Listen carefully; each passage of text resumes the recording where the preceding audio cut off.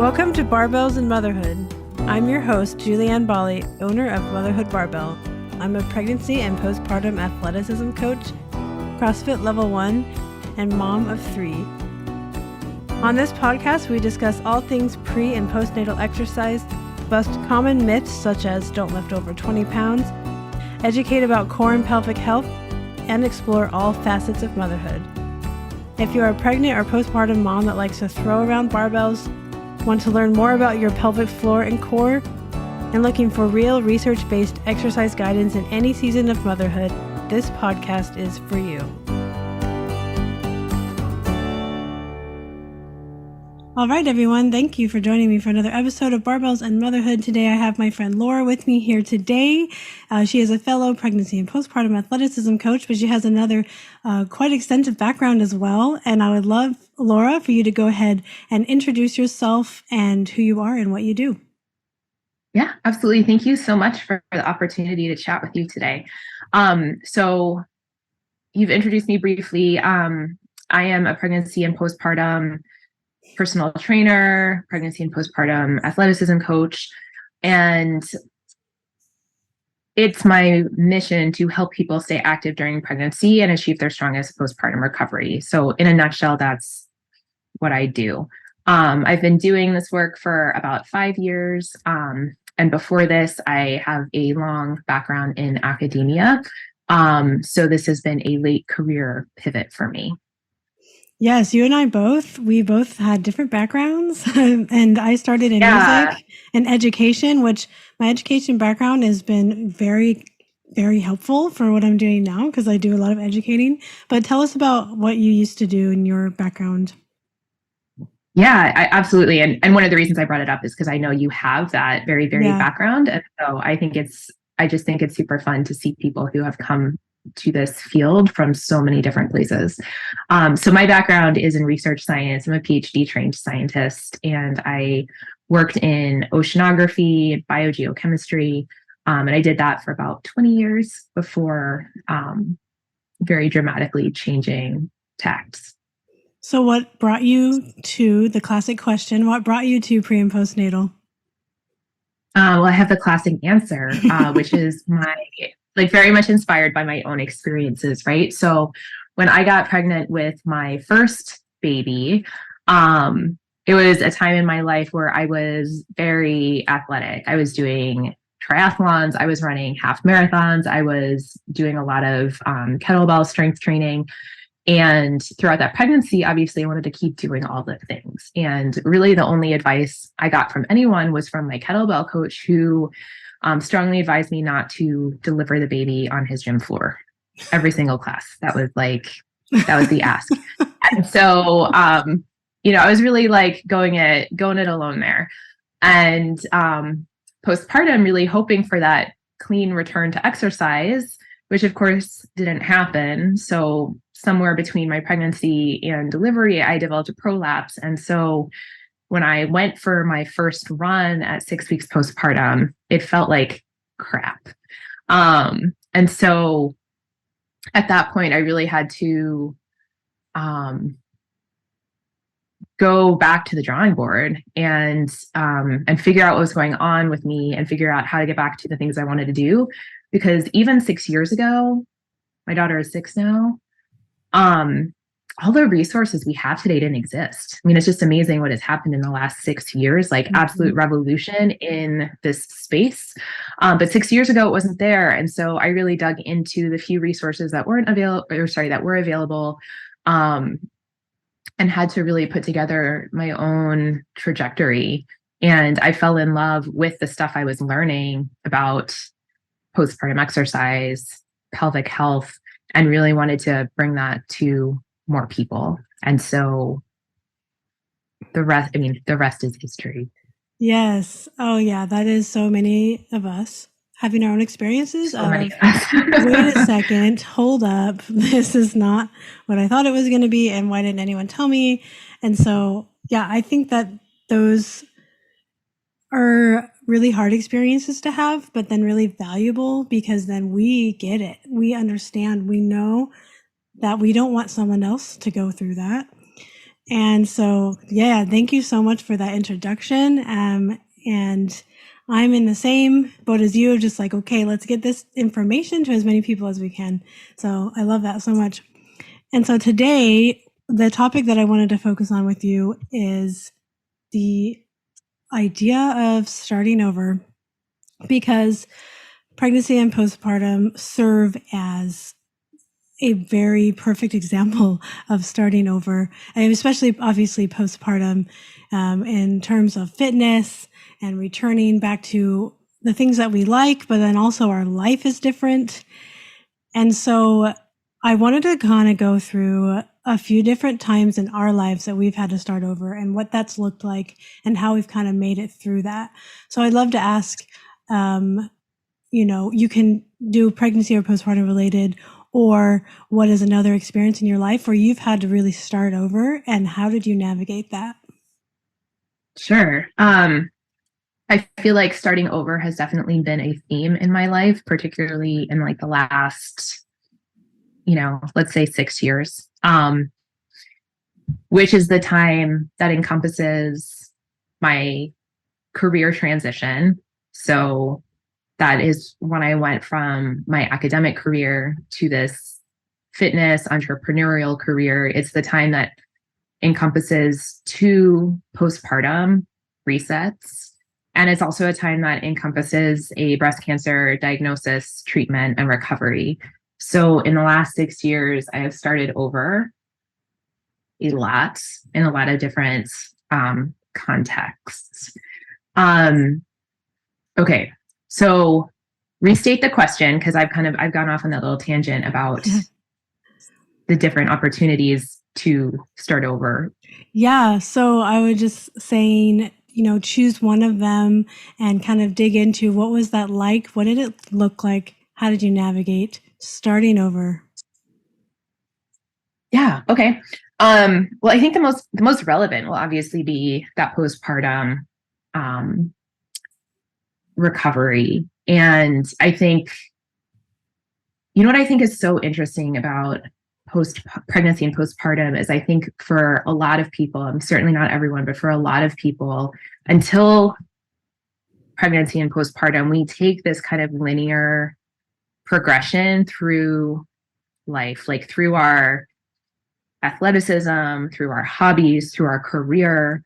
And then you hit pregnancy and postpartum, and it throws everything for such a loop. And I think it's, for a lot of us, really the very first time that we have to take that pause and take that reset. And that's where we really start to learn to move forward. And certainly for me, that was true. I mean, my career transition happened right around that postpartum transition as well. So those things were pretty intertwined. I think what, kind of looking back in hindsight, the thing that was so valuable about postpartum for me was that clean slate, was that opportunity to kind of press reset on my body. And then as I was relearning what I needed to do to come back to exercise postpartum with a prolapse, really setting a strong foundation, learning about my body, learning about my core and pelvic floor, learning what it meant to create a stable platform, learning how to listen to subtle signals my body was giving me, and learning that it was okay to listen to those signals, right? That those were valuable information that deserved recognition. I certainly felt like by the time I got pregnant the second time, I was stronger than I was going into that first pregnancy. And I attribute it to all of the skills I learned trying to put the pieces back together after that pregnancy. Does that make sense? Yeah, I absolutely love that you talked about creating a brand new foundation and the opportunity to really hone in on the skill of building a solid foundation for the future, and that serving you so well for the next time around when you experienced it. And, while you were talking, I was thinking about how my mindset around fitness was very similar, where it's just this linear thing and nothing ever stops it. It's just up, up, up. And then, when I got pregnant with, actually with my third, which was an unexpected pregnancy for us, I was like in the mindset of, I'm unstoppable. Nothing's ever going to stop me. I'm going to keep going, going to ride this train with nothing stopping it. And then when that pregnancy hit, when the pregnancy happened and it was unexpected, I was like, I don't want to start over again. This is not fair. And I think a lot of the times, when we have to start over in life, sometimes it's planned and it's like, okay, a planned pregnancy, a planned move. Sometimes it's completely unplanned and it just throws you through a loop. And so I think sometimes we can feel so bitter about starting over and how I'm like, I've done this already. I don't want to have to go through this process again. But then if you can look at it like the way that you were looking at it, of this is an opportunity to rebuild an even stronger foundation this time, to be able to learn, to be able to do things in a better way, then it makes it a whole lot easier. But I think it's such a painful process to get to that mindset, though, of kind of letting that ego go and allowing yourself to truly be a beginner again. Yeah, absolutely. And I think that's really well said, like allowing yourself to be a beginner again. I don't like being a beginner again. Who does? Okay. At like, how old am I now? I have to think about, I'm old enough that I have to think about it now. I'm 42. And at this point in my life, like, I'll be honest, like, I just want to be good at stuff, right? Like, it's really hard to start over. Mm-hmm. And so I totally get that, right? It's not like, I don't expect everyone to go through these experiences and just like put on a happy face and trudge forward. But at the same point, we really have two choices. And one is to kind of wallow and ruminate, and one is to move forward. And sometimes moving forward means learning or working around considerations, and working around limitations. Yes. But ultimately, there's always a way to move forward. Oh, right? Yes. There's always something that we can do. And it's such an important skill to develop, to be open to those possibilities, right? Even if they're different than what you imagined. Yeah, and different doesn't have to be bad. Different is so good. And, as humans, sometimes we don't like different. Like you were saying, we don't like to start over. And, like the example of my third pregnancy again, it's like sometimes we have experiences that we are forced to slow down. And like that is really hard to slow down.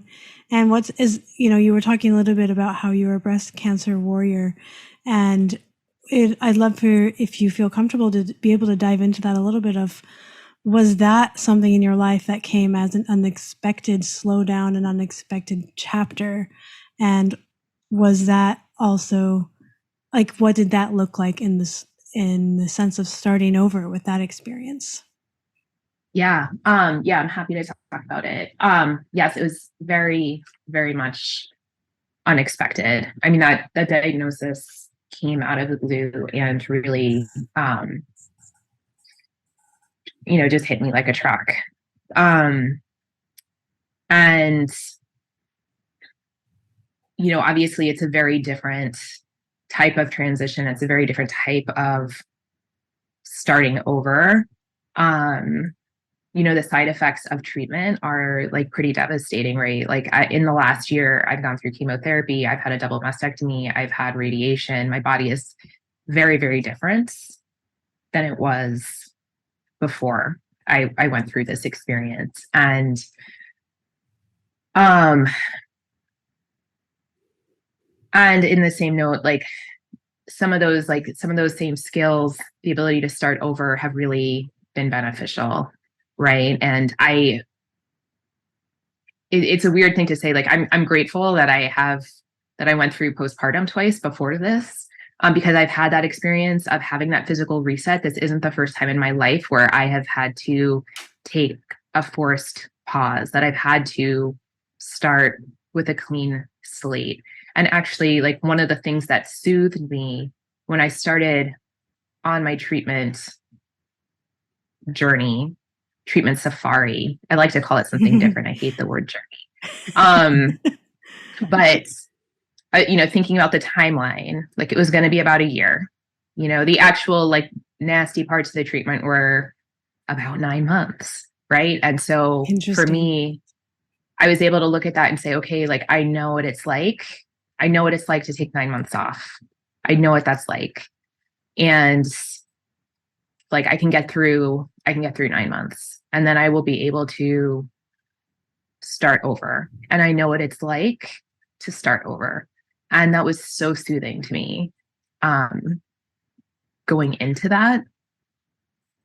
Obviously, it's been starting over in very different ways, right? Like, when I was starting over from pregnancies and postpartum, it was more like pelvic health, right? Yeah. It was like a different part of my body that I was rehabbing and retraining. And, from a physical perspective, like, coming out of the breast cancer year, it's a very different part of me.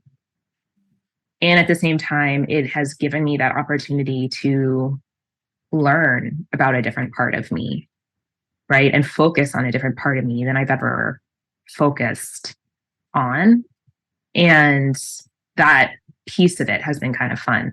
Not that this, like, process has been fun, but I've really enjoyed learning about, my rib cage and my shoulders, and just learning about this different end of me. Yeah.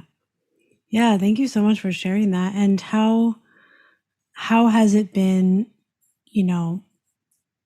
this starting over with your fitness in this new light and this different, addressing this different part of your body? Do you feel like you are in a good place with your fitness now? And, like, what is that looking like post all of this experience? Yeah. I'm not in the place, just to be perfectly honest, like, I'm not in the place I would like to be. Right. So, I've been out of active treatment since August, and I still feel limitations, right? Like, I still have a lot of fatigue, and I still, my endurance is nowhere near what it was before. And so it makes it harder. It makes it harder to get back in shape, because it's not, coming out of pregnancies, I felt like it was more like muscular strength that I was lacking. And now it's energy and endurance. Right. And so it makes it harder to build back that strength, and it's frustrating. And it's especially frustrating being a fitness professional, because I want to show up in a certain way. Yeah. And it's very hard to. It's very hard to. And at the same time, there's still a lot I can do. So, for example, like, my upper body is still extremely limited, especially on my left side, where I had lymph nodes removed and I was radiated. My mobility on my left side is poor, although better than it would be if I didn't move as much as I do. But, there's still a lot of strength deficits. I still contend with, lymphedema risk. I still have a lot of considerations over there, and I can't do the stuff that I used to do. And, I love lifting overhead. That's, like, in terms of, like, my strength training activities, like, that is one of my great joys. That is very hard for me right now, right? Like, any kind of pushing activity. But my lower body's fine, right? My lower body is still very, very strong. And so my workouts tend to be more lower body focused and more focused on upper body mobility and lower level upper body strength. And that's just where I'm at right now. And if I'm not willing to meet myself there, then I'm not going to move forward. And so, yes, it is, like, disappointing if I let myself go down that rabbit hole. and this is the way forward. So this is this is what I have to, this is where I'm at. Yes, thank you for sharing that. That is one of the hardest things I think in the whole world, is accepting reality when it's not what we want it to be. And your experience is so obviously in parallel with, postpartum recovery, in the sense that it takes time. And we think like, well, it's been this many months, so I should be able to be here and doing this. And, that's how I'm feeling. I'm in a couple of days, 10 months postpartum. And I'm like, I still can't do this and this. Are you kidding me? Like, I should be able to. Why am I still 2 minutes slower than everyone else at my CrossFit class? Like, I'm pushing as far and as fast as I can. Why am I still slower? It's like, we should. And it's like, well, we're not. And this is where we're at. And we can do these things. And so it's focusing on those strengths. It's focusing on that. It is just a long process. It just is. Surgery, in any sense, injury, obviously postpartum. It's always going to take longer than we want it to. And then in the expanse of life, it's probably like, oh, that was nothing. But in the moment, it's hard. And so we will get there. And it's tough. And it's tough when other people are setting the expectations for us, right? Like that, the toxic word should. I mean, my oncologist, when I mentioned to her that I'm still tired, she looks at me like, really? Like as if I should just be back to normal by now. And fact is not, right? Like I'm doing pretty good, but I'm not back to normal or back to what I was. And I think I would be more okay with that if I didn't have someone questioning, externally questioning why I'm not, right? Mm-hmm. Yeah. And so as coaches, if coaches are listening to this, that's really important, to be careful with our language and with our expectations of our clients, and how we are supporting them, and how we don't want to be like, well, you should be able to do this because we've done all this other work. And it's like, making sure that we are really sensitive to that, because we're trying the best we can. They're trying the best that they can. And everybody's timeline in being able to achieve things is so different. Like, I think the easiest example is our own children. All of my children have had vastly different milestones, like so crazy different, but in the end, they're all getting there when they need to get there. And so it's the same for us. Yeah. Timelines are challenging, right? And I think that's what's so challenging about like the 6-week checkup, for example, right? It's so loaded. We put so many expectations on it instead of just giving our bodies the grace to heal on their own timeline. Yeah. And now you have such, valuable experience to be able to then help other people navigate what you've gone through now. Because I'm sure there are not a lot of other people that you may have found, or maybe there are, that have experienced what you have, but then have been trying to re-enter fitness. And so you have such a unique perspective now to be able to move forward and help other people with. And have you been able to connect with any other people that have had the experience that you've had in entering their fitness again? Yeah, I'm in a really wonderful support group on Facebook, full of women who are who are pretty athletic, right? Like that's the tie that binds in that group. And so, and that's the only support group I stayed in throughout my entire treatment process, because they were just inspiring as fuck, right? Like watching these women who were doing what they could during treatment, and then learning to like just learning to navigate the after, and getting really strong after, and not letting this be a limitation, right? Like long term. So there are definitely a lot of people out there who are navigating like a return to exercise and return to fitness after breast cancer treatment and all kinds of cancer treatments. And honestly, like that recovery process is there are so many parallels, right? Because I think, Yeah. like starting over, I think we said this earlier, maybe not. I mean, starting over is a skill, right? And whether you're starting over postpartum or you're starting over after illness or you're starting over after, like during perimenopause. I mean, Right. starting over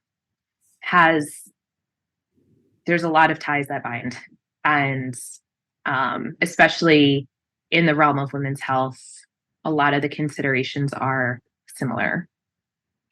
Yeah. And we can just assume that a constant in life is going to be starting over. We know that change is a part of life. And so being able to embrace that, embrace different, embrace new, and know that it is okay for it to suck and for you to whine about it a little bit, because I think it's part of it, that sometimes you just need to be mad and then you'd be like, fine, okay, I'm going to do this the right way, or whatever right means, but the way that will serve you best, and be able to be even stronger later. I am a strong believer in, you're always going to become stronger, even if like physically you can't actually lift as heavy weight or whatever, but you're always going to be mentally stronger from everything. So you're always going to be better. Even if you can't, quote, do what I did 5 years ago, you're still going to be better, and you're still going to, continue gaining strength over time. Yeah. I mean, I think it's an important question, right? Like, what is strength? What does stronger mean? Yeah. And it has a lot of definitions. And maybe going into an experience like pregnancy and postpartum, where maybe that's like we talked about, that's our first experience with having to slow down. I would hazard to guess a lot of us define strength in those very physical terms. Right. And as you go through these processes and you go through this over and over again, I think you start to learn that strength has a lot of definitions. Yes. And there's a lot of different ways to be strong and practice strength. And it's not always measurable by like how many pounds you can lift. Oh yeah. There's so many things that we are better at now that maybe aren't something we can see with our eyes. I totally agree with that. Oh, thank you so much, Laura, for joining me and having this incredible conversation about starting over. And would you have any other final thoughts that you've had in your brain, or any other final points that you would like to add? The only other thing that came up kind of in these last few moments brings me back to a conversation I actually had with the aforementioned support group last weekend, and we all got on a call, and the call was about moving forward. And the question was like, what does it mean to move forward? And I think it's such a beautiful question, right? When we're talking about starting over. And so I just thought I would share what my response to that Yes, I would love that. was. And to me, and the thing that just reminded me was you talking about how we can kind of sit in that space of feeling sorry for ourselves and, like feeling like bad about it, being mad about it, right? And that's totally healthy. We have to give ourselves that space. And then at some point there's an inflection and you take control and you start moving forward, right? You start making progress again. And to me, that is my definition of moving forward, is that inflection point between kind of like the ruminating in it and the taking control and making an action plan to make progress, right? That's moving forward to me. So recognizing that inflection point, taking control, taking that control back is so valuable. Yes. That's an extremely empowering moment that is so pinnacle of, yes, am I going to choose to, once I'm done feeling mad, am I going to choose to make a plan and move forward and totally kill it, right? And love that so much. Thank you so much for sharing that. That was like the perfect way to wrap it all up. And I hope that you guys all enjoyed this really awesome conversation that we've just had. And Laura, please tell us where we can find you and your services online. Yeah, absolutely. You can find me on Instagram at Laura Jawad Fitness. And then you can also find me on my website, which is www.laurajawad.com. Perfect. Thank you so much for joining me.